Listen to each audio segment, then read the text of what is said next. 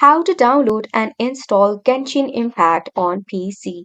Hey there, welcome or welcome back to the channel, and let's get right into this tutorial.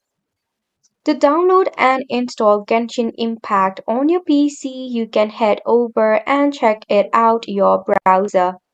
In the browser, just go ahead and search for Genshin Impact.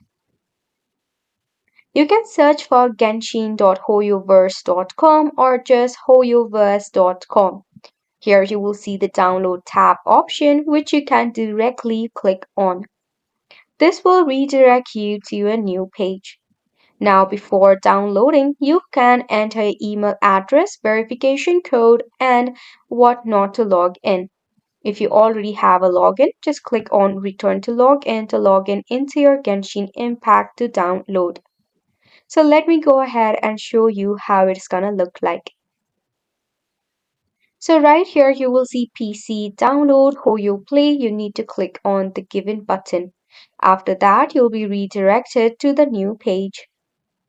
Now, as you can see, the download has been initiated. Once it is installed, you need to extract the file just like any other app or any other game that you installed. After that, you can just go ahead and give it a play. That's much for the video as well. Thank you so much.